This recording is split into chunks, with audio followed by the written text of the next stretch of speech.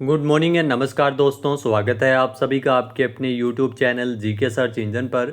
तो दोस्तों आज है 23 मई और 23 मई से रिलेटेड राजस्थान करंट अफेयर्स के जितने भी इंपॉर्टेंट क्वेश्चन हैं उन सभी को हम इस वीडियो में डिस्कस करने वाले हैं। तो पूरा वीडियो बहुत ध्यान से देखना और वीडियो के एंड में मैं आपसे एक क्वेश्चन भी पूछूंगा जिसका आंसर आप सभी को कमेंट बॉक्स में देना है। कल के वीडियो में मैंने आपसे एक क्वेश्चन पूछा था जो था राजस्थान के किस जिले में 15 करोड़ रुपए की लागत से एक अत्याधुनिक दिव्यांगजन पार्क का निर्माण किया जाएगा। तो कोटा में यह दिव्यांगजन पार्क बनेगा, यानी कि बी ऑप्शन यहाँ पर बिल्कुल सही था। जिन दोस्तों ने बी ऑप्शन कमेंट बॉक्स में सही जवाब दिया था उनको हार्दिक शुभकामनाएं। तो तकरीबन 15 करोड़ रुपए की लागत से एक अत्याधुनिक दिव्यांगजन पार्क का निर्माण है वो कोटा में किया जाएगा। इसमें योग केंद्र, व्यायाम स्थल, पुस्तकालय और रेस्टोरेंट जैसी सुविधाएं होगी। यहाँ पर दिव्यांगजन स्वतंत्र रूप से समय व्यतीत कर सकेंगे। ये पार्क न केवल शारीरिक सुविधा देगा बल्कि आत्मबल और आत्मविश्वास को भी मजबूती देगा। तो चलिए शुरू करते हैं आज के राजस्थान करंट अफेयर्स। पहला क्वेश्चन है, जोधपुर के प्रोफेसर भानाराम गडी को किस देश में अंतर्राष्ट्रीय कॉन्फ्रेंस में लाइफ टाइम अचीवमेंट अवार्ड से नवाजा गया था। जी हाँ दोस्तों, ये लाइफ टाइम अचीवमेंट अवार्ड मिला था मलेशिया में भानाराम गडी को, यानी कि ए ऑप्शन यहाँ पर बिल्कुल सही है। आइए जानते हैं इम्पोर्टेंट फैक्ट्स। तो जैसलमेर के देवीकोट के निवासी जयनारायण व्यास विश्वविद्यालय जोधपुर के वनस्पति विज्ञान विभाग के प्रोफेसर भानाराम गडी, इनको मलेशिया के मलाका शहर में आयोजित अंतर्राष्ट्रीय कॉन्फ्रेंस में लाइफ टाइम अचीवमेंट अवार्ड से सम्मानित किया गया था। यह सम्मान माइक्रोबायोलॉजिस्ट सोसाइटी ऑफ इंडिया और मणिपाल यूनिवर्सिटी मलेशिया द्वारा आयोजित recent innovation in biological, chemical and clinical sciences conference में इनको दिया गया था। नेक्स्ट क्वेश्चन है, हाल ही में एटॉमिक एनर्जी रेगुलेटरी बोर्ड ने Mahi Banswara Rajasthan atomic power project में कितने परमाणु रिएक्टर स्थापित करने को लेकर मंजूरी प्रदान की गई है। यहाँ दोस्तों 4 परमाणु रिएक्टर है वो स्थापित होंगे, यानी कि सी ऑप्शन यहाँ पर बिल्कुल सही है। आइए जानते हैं इम्पोर्टेंट फैक्ट्स। तो एटॉमिक एनर्जी रेगुलेटरी बोर्ड के द्वारा Mahi Banswara Rajasthan atomic power project में कुल 4 परमाणु रिएक्टर स्थापित किए जाने को लेकर मंजूरी प्रदान की गई है। इस परियोजना को लेकर सरकार और nuclear power corporation of India limited पहले से योजना बना चुकी है। मंजूरी मिलने के बाद ये भारत की ऊर्जा जरूरतों को पूरा करने में अहम भूमिका निभाएगा। बांसवाड़ा साइट राजस्थान की दूसरी न्यूक्लियर साइट होगी। इसमें 700 मेगावाट क्षमता के 4 परमाणु रिएक्टर स्थापित होंगे। अगले 10 साल में यहाँ पर 2800 मेगावाट बिजली बनने लगेगी।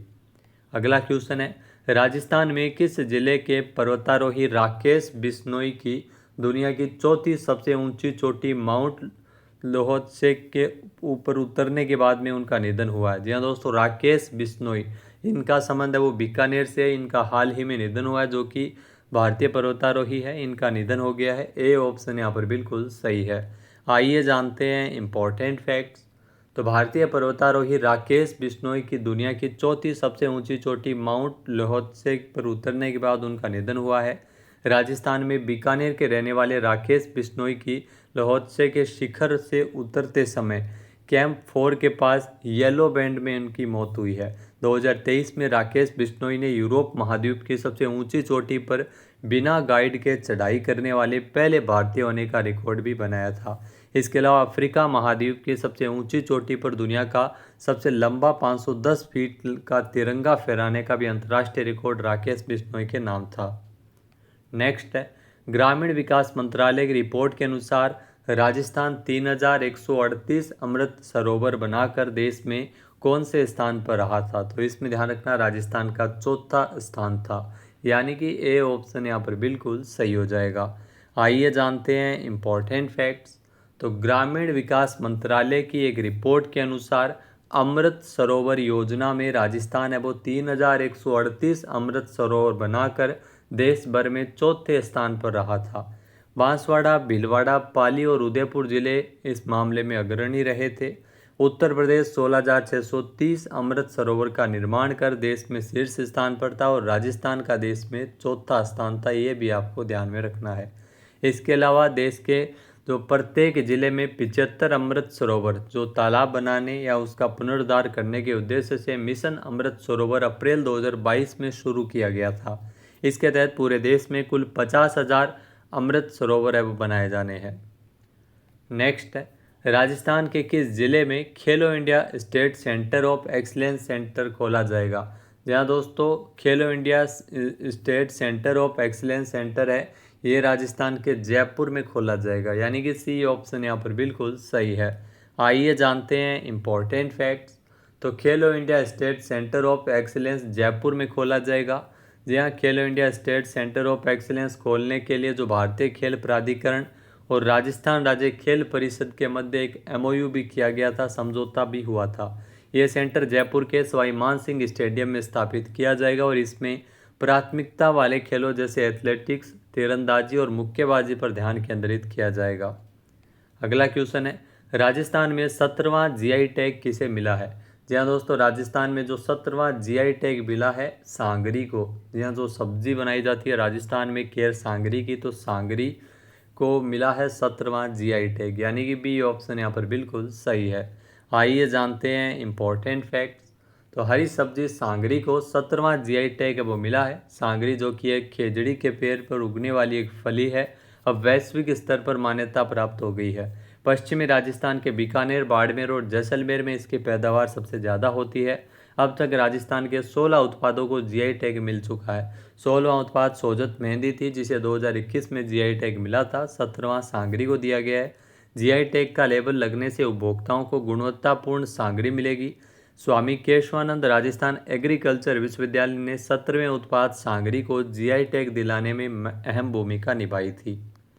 नेक्स्ट क्वेश्चन है, प्रधानमंत्री आवास योजना ग्रामीण के अंतर्गत राजस्थान को कितने आवास हेतु लक्ष्य आवंटित किया गया है?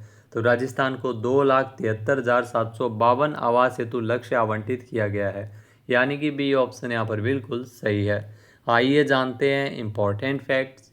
तो केंद्रीय ग्रामीण विकास मंत्रालय ने प्रधानमंत्री आवास योजना ग्रामीण के अंतर्गत राजस्थान को 2,73,752 घरों का लक्ष्य आवंटित किया है। इस योजना का लक्ष्य बुनियादी सुविधा युक्त पक्के घरों के निर्माण के लिए बेघर और जीर्ण शीर्ण मकानों में रहने वाले पात्र ग्रामीण परिवारों को आर्थिक सहायता प्रदान करना है। योजना के अंतर्गत प्रदेश में मकानों के निर्माण के लिए पात्र परिवारों को 1,20,000 रुपये की सहायता राशि दी जा रही है।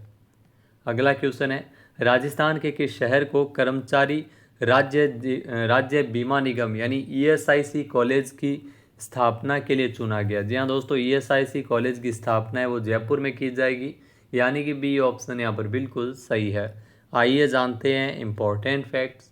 तो केंद्रीय श्रम और रोजगार मंत्री मनसुख मंडाविया ने 22 अप्रैल को घोषणा की जो कर्मचारी राज्य बीमा निगम ESIC देश भर में 10 नए ESIC मेडिकल कॉलेज की स्थापना को लेकर सैद्धांतिक मंजूरी दी है। वित्तीय वर्ष 2024-25 के लिए नए ESIC मेडिकल कॉलेजों के लिए स्वीकृत स्थलों में राजस्थान से जयपुर भी शामिल है। जी हाँ, यह निर्णय ESI निगम की 154वीं बैठक के दौरान लिया गया था। अगला क्वेश्चन है, सागर में सम्मान यानी SMS पहल का शुभारंभ किस केंद्रीय मंत्री के द्वारा किया गया था? तो केंद्रीय मंत्री सर्बानंद सोनोवाल के द्वारा SMS पहल यानी सागर में सम्मान का शुभारंभ किया है, यानी कि बी ऑप्शन यहाँ पर बिल्कुल सही है। आइए जानते हैं इम्पोर्टेंट फैक्ट्स। तो सागर में सम्मान यानी सागर में सम्मान SMS पहल जो भारत सरकार की नई नीति पहल है, जिसे 18 मई 2025 को मुंबई में अंतर्राष्ट्रीय महिला समुद्री दिवस के उद्घाटन समारोह के दौरान केंद्रीय बंदरगाह, पोत परिवहन और जलमार्ग मंत्री सर्बानंद सोनोवाल के द्वारा लॉन्च किया गया था। इस पहल का उद्देश्य समुद्री क्षेत्र में महिलाओं की भागीदारी को बढ़ावा देना है और उन्हें इस क्षेत्र में समान अवसर उपलब्ध कराना है। नेक्स्ट है, हाल ही में किस भारतीय लेखिका को उनकी कन्नड़ कहानी संग्रह हार्ट लैम्प के लिए साल 2025 का प्रतिष्ठित बुकर प्राइज मिला है? जी हाँ दोस्तों, बुकर प्राइज मिला है बानू मुश्ताक को, यानी कि ए ऑप्शन यहाँ पर बिल्कुल सही है। हार्ट लैम्प के लिए जो इनका कहानी संग्रह है। आइए जानते हैं इम्पोर्टेंट फैक्ट्स। तो अंतर्राष्ट्रीय बुकर पुरस्कार 2025 मिला है बानू मुश्ताक को। जहाँ भारतीय लेखिका, वकील और एक्टिविस्ट बानू मुश्ताक ने अपनी किताब हार्ट लैम्प के लिए इंटरनेशनल बुकर प्राइज जीता है। बानू मुश्ताक कर्नाटक की रहने वाली है। जहाँ बानू मुश्ताक को उनकी कन्नड़ कहानी संग्रह हार्ट लैम्प के लिए साल 2025 का प्रतिष्ठित बुकर प्राइज मिला है। ये पहली बार है जब कन्नड़ भाषा में लिखी गई किसी किताब को बुकर प्राइज मिला है। दीपा भट्टी ने इस किताब का कन्नड़ से अंग्रेजी में अनुवाद किया था।